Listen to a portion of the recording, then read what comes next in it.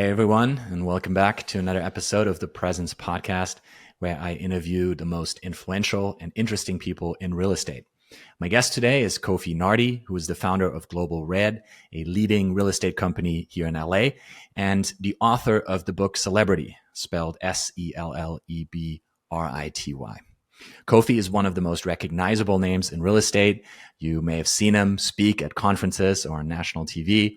He's a former professional athlete, successful actor, and now one of the top luxury agents in the country. In this episode, we talk about how to break into the luxury market, how to build your clientele in the sports and entertainment industries, Kofi's mindsets and habits, and we discuss how agents can master PR, podcasts, and conference speaking. So, Kofi, welcome to the show. Thank you. Thank you for I'm having me. very excited to have you. And there's so many places we could start this interview, but I wanted to go back to your first two careers. So first as a professional athlete and then as an actor. And I would love to hear how those two experiences set you up and led to your career in real estate. That's a great question. When we think about careers, whether it's real estate or any other field, most people change careers 6 or 7 times throughout their lifetime. And we're usually transferring skills from previous experiences or even from previous jobs to the current situation. So I think about the tools that I learned from playing sports and from even working in entertainment. But I think even starting with sports, I played football at Berkeley and then had a shot with the Raiders. And I got a chance to see people at the top of their craft, both on the field and off. And from sports, there's so many things that you learn and take away from the game that you can transfer to really anything you're doing in life. And that's teamwork, it's hard work, it's resilience, it's learning the plays, just like you have to learn your scripts in sales, you have to learn the playbook, you have to prepare, you have to show up ready, you have to dress the part, all of these things that you have to do in sports that are transferable skills to really any industry. And I was able to bring some of that into my real estate career, as well as the entertainment side. I did the acting thing for 10 years, and there's a lot of tools and abilities and skills that I transfer from acting. Same thing, learning your lines, knowing the part, knowing the audience, all these different things that are transferable skills. And you can take that to accounting if you were an accountant before, or even the oldest sibling in your house, having to manage the household. Those management skills are all transferable skills. And I find so much of success really starts with the right mindset. And you have Mamba mentality here behind you on the wall. So, of course, Kobe Bryant made this mentality famous. And I want to ask what it means to you and how that shows up in your work now. Yeah, definitely. It's the quest to be the highest and best version of oneself. And it ties directly into what I call my full mogul mentality and my full mogul pursuits, which maybe we can touch on a little bit later. But full mogul is the highest and best version of yourself across all aspects of yourself. So not even just in sports, not even just in your career, not even just as a parent, not even just for your health, but really across all of that. And I really look at the single-minded focus that Kobe Bryant had for greatness. I ordered his book, Mamba Mentality, and I'm actually reading it with my 2 kids. My daughter's 14, my son is 11. Part of our weekly reading is to go through a few chapters of how he put in the extra work, how he knew if he practiced harder than everyone else, he would do better, how he realized that there was a correlation between the effort he put in and even the killer instinct to get after it and really take charge of your journey. Yeah, that's great. And Full Mogul is also the name of your podcast. What Yes. type of guests do you have on? And is there a recent episode that you recommend people go listen to? So my favorite guest and my main guest so far has been my wife. So my wife is my partner in crime. She's just a brilliant woman and one of the smartest people that I know. And she's been a guest several times on the podcast. It's the Full Mogul podcast. So again, the highest and best version of yourself across all aspects of yourself. And we touch on a lot of different topics that relate to that. Everything from morning routines and daily habits to we had one on winning. Right? It's not about winning or losing. It's about always winning because we both were former athletes and are tired of these participation awards that we're seeing in sports. It's about getting after it. And obviously at an early age, it's about participation. But at a certain point, it's actually about winning. And It's okay to be focused on winning. So we did that one. I did one called For My Fellas. That was, I think, one of my most well-received, heartfelt podcasts. It was just me talking about some of the challenges that men face and not really being heard in facing those challenges. And we recently did one on networking and one on partnering, when to partner, when to find the right partners, even as it relates to your business. And even this conversation, your business vendors and partners in your business, how to choose those partners. So it's a fun listen. You can check it out on any podcast platform that you use, Full Mogul Podcast. That's great. And I have to ask about your morning routine since you brought it up. It's interesting. I used to have a more specific morning routine, but I've gotten away from all the check boxes of my morning routine. But it's still pretty simple. My goal is to not necessarily check emails right away. If the first thing illuminating your face is the screen of your phone and not the sun, there's a problem. And your day is going to go in the wrong direction. So I get up, I shave my head, I take a shower. Once a week, I take a cold shower just because of some of the benefits of a cold shower. Usually the night before or either first thing in the morning, I'm doing my focus and finish list. So I have my tasks for the day and I'm prioritizing the list as well. I come to the office just about every day. I like to come and work in the office where I can be focused. But I think the importance of the morning routine is dictated by what your day ahead is going to be, what your life is typically like. But I can say that general advice to not go down the rabbit hole of the phone and social media and trying to address everything that's been thrown at you before you set the agenda and set the tone and set the priorities for the day is the best way to start, because otherwise your inbox literally becomes your to-do list instead of you creating your to-do list and fitting in your inbox. Yeah. And I've seen some of your posts on social around working out. How important is that to your well-being and what you're building business-wise? For me, it's very important. It's one of my full mogul buckets. I find peace in working out and being in the gym.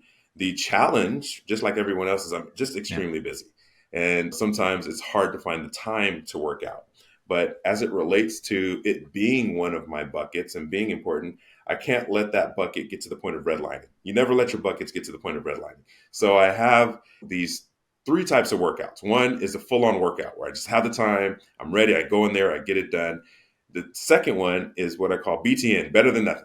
It's a better than nothing workout. I may not have the full 45 minutes to an hour. I have 30 minutes. So I go in 30, 40 minutes and do what I can. And it's better than nothing just to keep the momentum. And then the last one is what I call my no sweat quick set, where I literally will go in there in my work clothes. Like if I'm dressed like this, the most I'll do is I'll take off my jacket and I'll do one thing.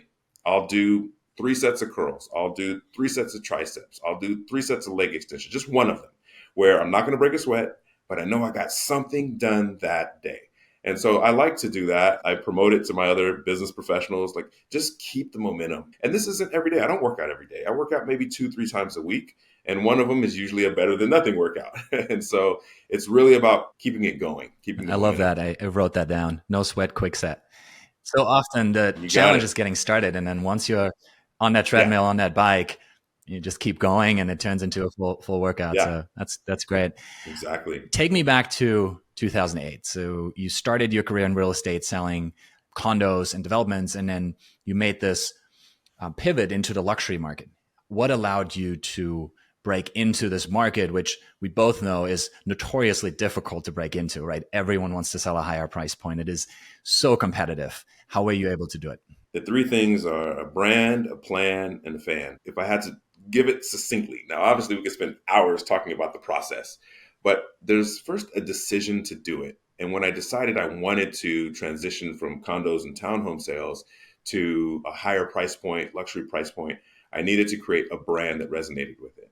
Because if you get the opportunity or if you get the first client and your brand doesn't support your messaging, then you may miss the opportunity. So I knew I needed the brand before I made noise and said, hey, I can do this. And I knew I could do it because I had already had some experience in real estate. I was a broker at the time. I had trained other agents. I just needed the opportunity. So I created a luxury brand. I spent a lot of money on a website. Now they're not as expensive. They can be, but, created the brand messaging, the things that differentiated me. And then I went after the business. I contacted people I knew that knew people that I knew directly, people who had access. I tried to find myself in the company of affluent clientele so I could get the first shot at luxury business. And it took time. It still took quite a bit of time. It was almost a year before I got my first luxury listing. It was 10 months to be exact. And that was 10 months of having built the brand and still working on the condo sales and some single family homes obviously built in there.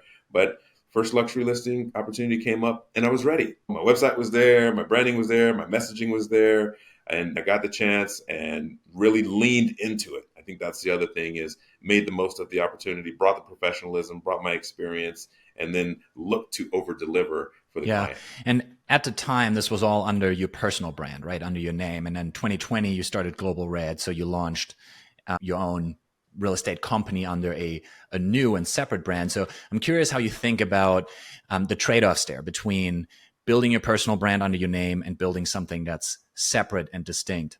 Yeah, it's an interesting journey because I've been in real estate 20 years. This is my Yeah. 21st year in the business. And I've been with several major companies and helped build a lot of those companies in terms of their national reach and exposure. But I've always tried to maintain my own brand within a brand, right? So one thing you know for sure is that your name will always carry with you. And so if you have your name as part of your branding, as part of your outreach, people know you for who you are and the experience of working with you. And then the brand that you're a part of should just support that. So if you end up transitioning to another brand, you're taking your own book of business, your own personality, your own personal value proposition, and just putting new wind beneath those wings, because that's what the brokerage should be. It should be wind beneath your wings. It shouldn't necessarily have to carry the day. And so I've always thought about it and approached it that way. The other part of transitioning from even a name driven, surname driven brand to Global Red, global with no A, was I wanted something that I could trademark and own, but also could scale where it wasn't tied just to me as the visionary leader of the company. Because sometimes if something happens to a visionary leader, then the company disappears, especially if it's under their Yeah. name. And so I knew that I could trademark that, I can own it for perpetuity. Global Red is mine. And no matter what brokerage I affiliate or associate or partner with, that can be my legacy piece, right? So even now, as I've transitioned to the Real brokerage as our platform, our broker partner, and I think this is the ideal partner for where we are now and for where the industry is now. And we can touch on that as well. But I'm still Global Red partnered Yeah. with Real. And so that continues to be part of the Yeah. messaging. I see this a lot where the personal brand seems easier to scale. And then the one that isn't Yes. tied to your name can be more valuable long term and can be something Mm-hmm. you hand on to the next generation one day or sell one day, right? So you're creating Mm-hmm. potentially a more valuable asset for someone to acquire if you want to leave a Yeah. legacy. So, Yeah. And even as a brokerage team within a right. brokerage, I still am attracting agents to groom and help them grow Yeah. their business. And so if they were all coming under the Kofi team, right, it's a little harder for them to create their own brand within. But they can be their own brand as an individual person and name that's powered by Global Red, that's powered by the Real Broker. Those are things that I think make it more attractive to agents to even partner with me and work with our team and work with our brokerage because they can lead with their own name. And I help Yeah. them with that because it makes me proud to see them grow and expand. And if we're continuing to bring value, they'll continue to work with us and continue to Yeah. stay with us. That's great. You mentioned Real and you recently joined them as a national growth leader. What are you most excited about when you think about Real? I think really what excites me is the authentic alignment with the way that I've been doing business already. Over the last 10 years of the 20 years I've been in business, I've done a lot of contributing to the growth of companies and of the industry through my teaching and speaking and helping agents who want to transition into luxury real estate, who want to do more business. I've probably trained for every major real estate brokerage out there. And Real is the opportunity to do what I'm doing in terms of building my own team, which is Global Red, expanding into different markets because they have a footprint in all states, even in most of the Canadian provinces as well, and still give from my gift in an ecosystem that actually rewards you for it. And so it was nice to be part of something that I can pour into other agents, I can pour into my industry, I can attract people to what we're doing. There's a revenue share model, there's a whole training module, and there's all these stock options that they give me for training other agents. So it's, symbiotic, and it falls right in alignment with where I see the industry going and where I want to contribute to it. I love that. You mentioned public speaking, and I want to go into that topic. Many of the listeners have probably seen you speak. I saw one of your keynotes at the Inman Connect conference and found it very motivating and inspiring. And I wanted to ask you, were you always a natural at public speaking, or is that something you learned and honed while you were an actor? It's funny, I feel like I'm still honing and learning on the public speaking side. I think the acting piece, really all that did for me was made me more comfortable in front of an audience and more comfortable in front of a camera. And I think the number one fear that people have in general is public speaking. And I'm no different. I just am very, very comfortable once I start speaking. Yeah. That talk where I did the keynote at Inman, right before I stepped on stage, I took the sound guy who mic'd me up, I took his hand and I put it on my heart so he could feel it. Because I was like, no one will believe how hard my heart is beating. He was like, oh my God. He's like, are you nervous? I'm like, inevitably, the last few seconds right before you go on stage, I get nervous. I get nervous. Within 30 seconds of being on stage, nerves are gone and I just pour into it. But I think one of my gifts just in sharing and in giving and in teaching is making the out of reach accessible and making the abstract concepts something that are easier to understand, and to do all of that in a very motivational, inspirational way that has some meat on the end of that bone, right? And my goal is how do I do it even more effectively? Because if I'm going to stand on stage, I don't want to waste my time and I don't want to waste other people's time. And I want to make sure that I'm saying something, doing something, delivering something that's going to change somebody's life. And even if it's one person out of the 5,000 there, my job is done, right? Because I've said something that's going to impact somebody in a way that they're going to be motivated to actually do it and act on it. You change one thing in somebody's life, it can change their lives forever. So that's my goal. And I just want to keep getting better even at that. Where do you find the ideas for your keynotes? It's usually out of conversations that I have, questions that people ask me organically. Sometimes it's a general sense of a void in our market, in our industry, something that needs to be addressed, which is why a lot of my talks recently have focused around mindset, because that's something that most real estate conferences don't address. They don't address the mindset necessary for success. More importantly, in a challenging market, in a transitional market, the mindset necessary for survival. And so you may have been there for even the luxury portion of Inman that I emceed. And part of what I shared from stage came to me in real time because the energy in the room was reflective of where the challenges in the market are. And if we don't pick up on that and we keep talking about, oh, this is great and that can be great and you can do this and you should do this and I'm here and you're not, we're missing the mark. The tone in the room was different. So the attitude and the things we shared and the way we shared them needed to be different. We needed to embrace the emotions of the audience and the challenges that people are facing, give them some guidance, give them some encouragement, and figure out a way to help them get to the other side of this. And so sometimes topics will come to me from that. So I listen to a lot of podcasts. I do a lot of reading. And I think sometimes something will jump out at me like, this is something we need to expand on. This is something we need to talk about. I'll put a note in my phone and then I'll try to either talk about it from stage somewhere or do a simple focus and finish full mogul Friday message on my Instagram. Let's talk about media and PR. You've been a correspondent on topics of celebrity and luxury real estate on over 100 news outlets around the country. People have seen you on Wall Street Journal, NBC, ESPN, all those outlets. And I'm wondering what's been the business impact of doing that. Clearly, it helps with building a brand, but I'd love to know if there's been a substantial positive impact on the business. Definitely. Being positioned as a thought leader within the industry and having the validation of being featured in all of those different outlets or on the different TV shows as somebody who is knowledgeable in the industry, it's the ultimate validation and it's also the ultimate exposure. I almost never say no when a reporter reaches out and say, we'd like to get a quote from you, or do you have time for this? I make time. I remember when the Rams came to LA, I get a call from the LA Times. And the LA Times says, hey, we're doing an article on the Rams coming to LA and how it's going to impact the real estate market here. We see you work with sports and entertainment people. Are you available to do a quick interview?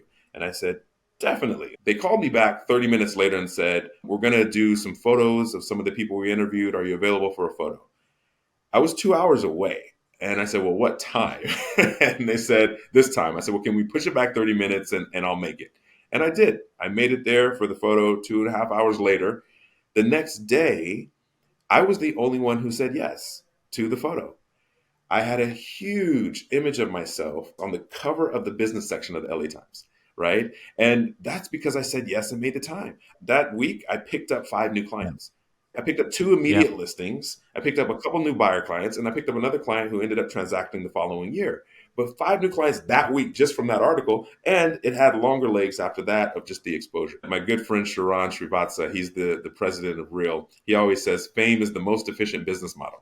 Fame is the most efficient business model. And if you have ways that you can stay in front of your audience, stay in front of the media, especially in a thought leader position, it can be helpful and hugely impactful. Couldn't agree more. And the ROI on that 2 hour drive must have been pretty incredible. Huge, Huge. Yeah. huge. Yeah. Well said. I'm curious, for an agent who has not gotten any publicity, what do you consider step one to putting yourself in a position where reporters are eventually going to reach out to you? I think there are 2 ways to do it. The first time you have a significant listing, especially if it's a celebrity or an athlete or somebody noteworthy, and you have the okay from them to use that to promote it. Because a lot of times, literally 80, 85% of my celebrity clients or athlete clients, we're under NDAs. So we can't say anything and they don't want us to say anything. And that's the way we get the transactions done. But there's 10 to 15% of them who everyone knows they own that house or everyone knows they lived in that property. And so we use that to our advantage to get additional media exposure. So if you get a property like that and you've been given the green light to promote it in that way, reach out to, I reach out to the Wall Street Journal, the LA Times, whatever city you're in, the major newspapers in that city, and let them know that you have this amazing listing that you would like to share. It belongs to this, famous person, what have you.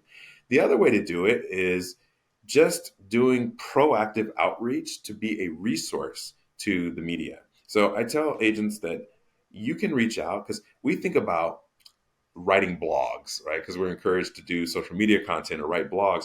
Imagine if you had to write an article every day for the newspaper on real estate.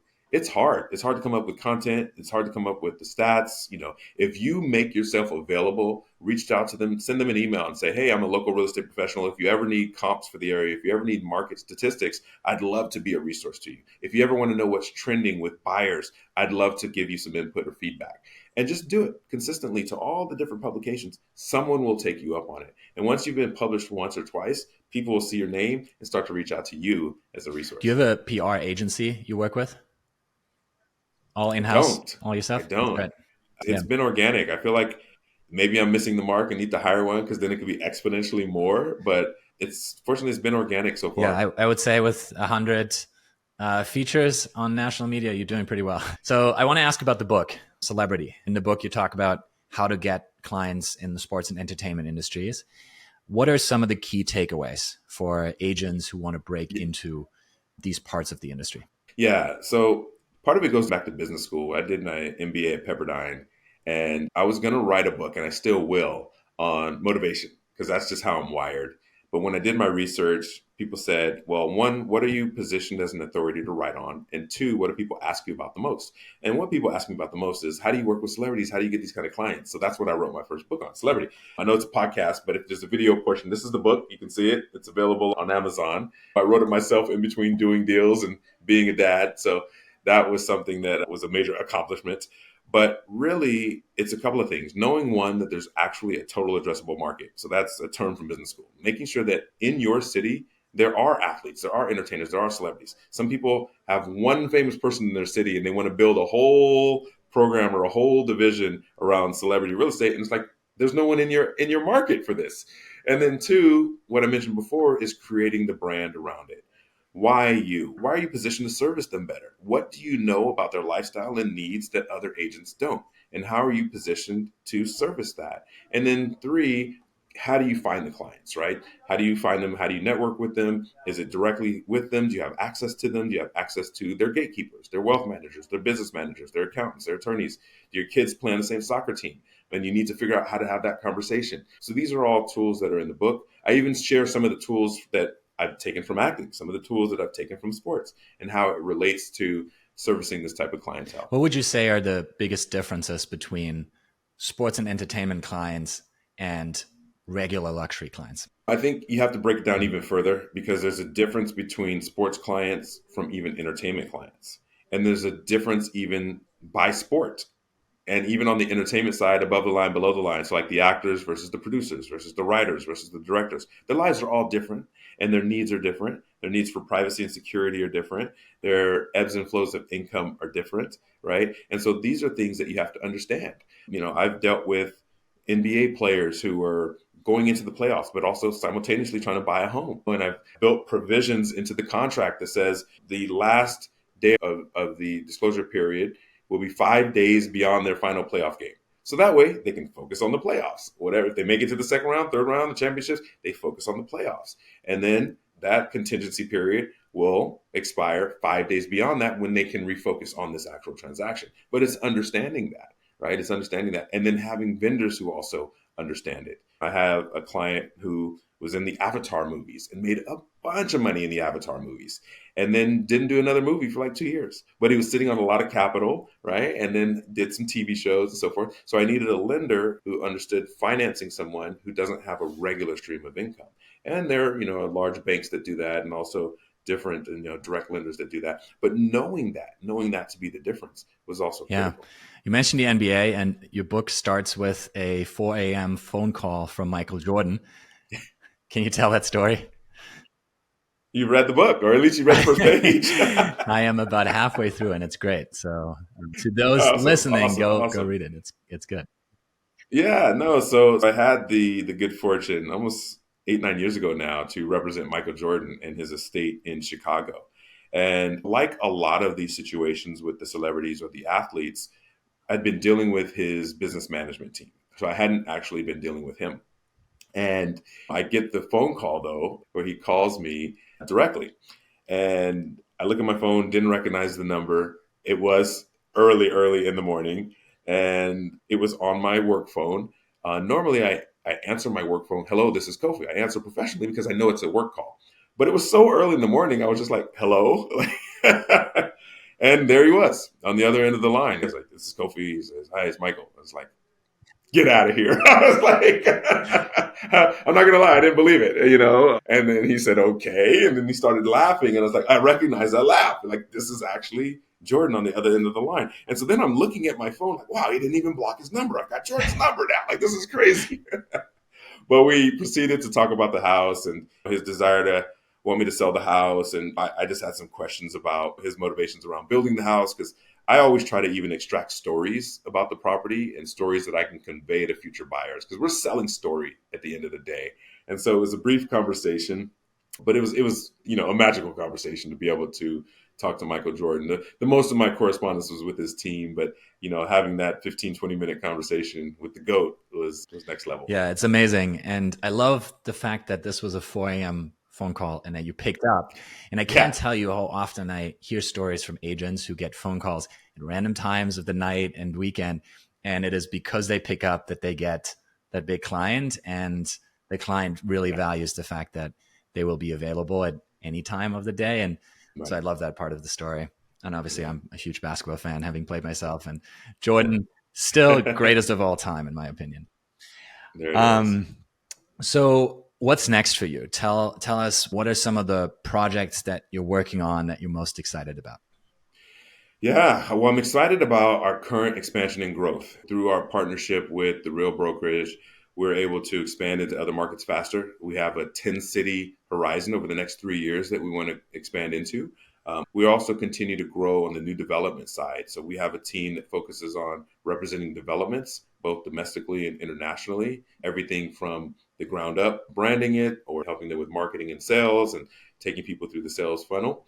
And then I want to continue with speaking and giving back to the industry, right? I've created a co-list coaching program. It's called co-listcoaching.com, where I can help agents with their first or their next luxury real estate opportunity. I remember part of my challenge coming up was I didn't have mentors I could turn to. And then even when I found myself at brokerages where there were people who could have been mentors, I couldn't always trust everyone around me. Unfortunately, it's just the truth of our industry, and even how it is in LA, a little bit cutthroat. You bring somebody into the deal, and next thing you know, they're pushing you out of your own deal. And I said, this isn't Yeah. how it should be. I want to be able to co-list with agents, make them agent number one, help them learn the process, and help them grow. And then we both win when the property sells. I want to do more of that, kind of leaving it all here. I always say you give from your gifts, you never run out. I want to share as much as I can with the time that I have to do that while continuing to grow and expand our business at Global Red. I love that. And it's clear that so much of what you do, the motivation for it is giving back. I also saw that you have a foundation. Can you tell us more about why you started it and what you've been able to achieve with the Nartey Sports Foundation? Definitely. And it gives me a good excuse to talk about my wife. So, my wife played professional sports, which is how we met. She played in the Women's World Cup in 2003. And we also have very similar backgrounds. Our dads are both from Ghana. Our moms are from the US, and we were both born here and grew up here. But she played for Ghana in the World Cup. We had a chance to meet then. She was finishing her master's at Columbia in New York, went on to get her PhD. So, athletic, smart, beautiful, but also realized the benefit of playing sports. She had gone on to be a college professor for 7 years. One of the courses that she taught was women's sports and empowerment, the impact of sports on women's lives and their agency and their self-efficacy and just having different tools from sports and even the things that I shared earlier about benefits of sports. So our foundation is the Nartey Sports Foundation, and we help underserved communities and underserved children play and participate in sports. And it's a pretty broad spectrum. We don't run the programs. We usually support existing programs, or we support individual projects with micro grants or micro scholarships, things of that nature. But it's everything from, we sent a softball team to a tournament they couldn't afford to go to. We've supported this program called The Swan Within, which is for sex trafficked girls who are now going into a ballet intervention program. We supported the women's water polo team from the Philippines. And so there's been a broad category. The first African-American female rodeo collegiate scholar, we supported her with a micro scholarship. So there's a lot of different causes, but a lot of different reasons to help people participate in sports. I love that. Where can people find you online? How can they connect with you? Couple of different ways. So my personal website is just my name, kofinartey.com, KOFINARTEY.com. You can find me on Instagram. I'm pretty heavily involved there at Kofi_celebrity, but celebrity like my book. So KOFI_SELLEBRITY. You can find me there. And then also our company website, which is globalred.com. That's global with no A. So GLOBLRED. And that website was built by our team at Luxury Presence. So I gotta There you ask go. about the experience. How have you enjoyed working with Luxury Presence? You guys have been great. We actually just are wrapping up an overhaul because, again, with our new move and our new transition, it was time for a good refresh, and the site is coming out beautifully. So super excited to share that, the new site with the world. Go to globalred.com. You'll see the beautiful new site. So, amazing. Yeah, it is looking really great. So go check it out, everyone. Kofi, thank you so much for joining. This was extremely insightful and interesting. So thank you very much. Thank you. Thanks for having me, Malti.